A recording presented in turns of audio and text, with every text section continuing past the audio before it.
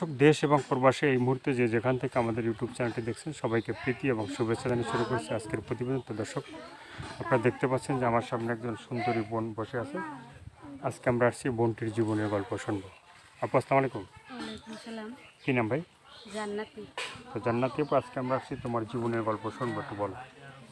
জীবনের গল্প মানে ভাই অনেকটা কষ্ট করে প্রতিবেদনের সামনে আইছি, কখনো ইচ্ছা করি নাই এবং চাই নাই যে প্রতিবেদনের সামনে কখনো আসতে হবে, কিন্তু কি কর্মদশা এখন আইতেই হয়েছে। এখন অনেকটাই কষ্টের মাঝে আছি, একটা বাচ্চা আছে, একটা ছেলে আছে, তাকে নিয়ে অনেকটাই কষ্টের মাঝে আছি।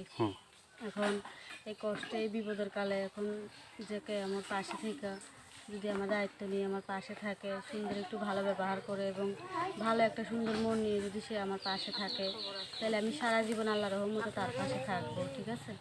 কারণ ভাইয়া আমি অনেকটাই বেশি কষ্টের একটা মেয়ে ভাই, আমি চাইনি কখনো যে প্রতিবেদনের সামনে আইতে হবে।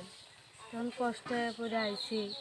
এখন মনে করেন যে কেউ নাই, আপনজন বলতে আল্লাহ ছাড়া কেউ নাই। মনে করেন যে আমার বাবা ছিল, বিয়ে করে চলে গেছে। এখন মনে করেন বাবাও নেই, এই জন্য অনেকটাই কষ্ট করে আইছি। এখন কেউ যদি বিপদের কালে আমার পাশে থাকে এবং সুন্দর একটা মন নিয়ে যদি সে আমার পাশে থাকতে চায় এবং আমিও তার পাশে থাকবো। কারণ এর আগেও আমি একটা ভিডিও করছিলাম, করার পরে একটা ছেলের সাথে আমার সম্পর্ক হয়েছিল, তাও প্রায় 2 মাসের মতন।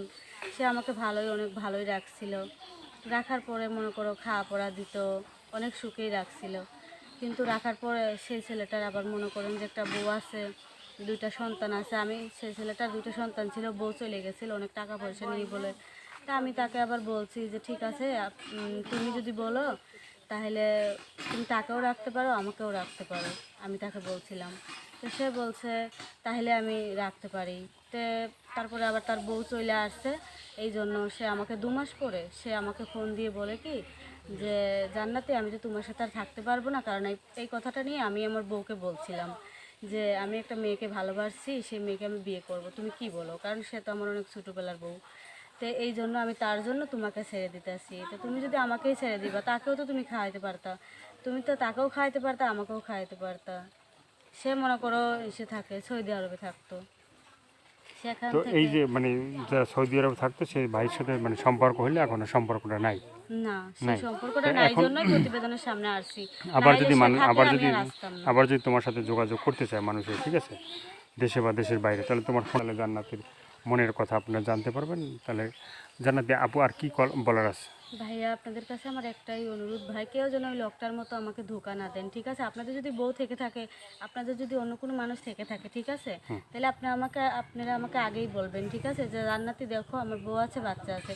আপনি যদি তাদেরকে, সেই বাচ্চা বউকে রাখাও যদি আপনারা আমাকে রাখতে পারেন, ঠিক আছে, তাহলে সেই একটা সুন্দর মন নিয়ে আমার কাছে ফোন দিন, ঠিক আছে। আবার মনে করেন ফোন দিয়ে 2 মাস 1 মাসের জন্য বলবেন যে আমার বউ চলে আসছে, আবার বলবেন যে আমি ভালোবাসতে পারবো না আমার বাবা মায়ের জন্য, ঠিক আছে। আপনারা যদি না চান এই সম্পর্কটা, আসলে আমাদের দেশের বাড়ি হচ্ছে যশোর কালীগঞ্জ, তো আমি এখন থাকি বর্তমানে ঢাকা। এখানে আমি মানুষের বাসায় কাম করে খাই, বাচ্চাটারে নিয়ে অনেকটাই কষ্টে চলি।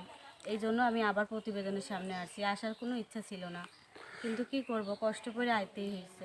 তো কি ধরনের একটা ছেলে পাইলে তুমি বিয়ে করবা? আমি একটা এমন ধরনের ছেলে চাই, ছেলেটা যেরকম হোক, কালো হোক, ধলা হোক, যেরকমই হোক না কেন, আর কি মনে করো যাতে একটু সুন্দর মন থাকে তার, ঠিক আছে। সে যাতে আমাকে আর কি, যতদিন আমার সামনে ভবিষ্যৎটা আছে, যতটুকুই আমি বাইচে থাকবো আর কি, সে যাতে আমাকে ততটুক টাইম তার সাথে রেখে আমাকে বাঁচাইতে পারে, তো এইটাই। দর্শক আজকে এ পর্যন্ত, সবাই ভালো থাকেন, সুস্থ থাকেন, প্রতিদিন একটি হলে ভালো কাজ করেন, সেটা হয়তো আপনার জন্য, না হয় দেশের জন্য। আর কষ্ট করে এতক্ষণ যারা ভিডিওটা দেখলেন, যারা নতুন, তারা চ্যানেলটি সাবস্ক্রাইব করে সঙ্গে থাকবেন, তাহলে আপনি নতুন নতুন ভিডিও পাবেন প্রতিদিন। সবাইকে আল্লাহ হাফেজ, সবাই ভীষণ ভালো থাকবেন।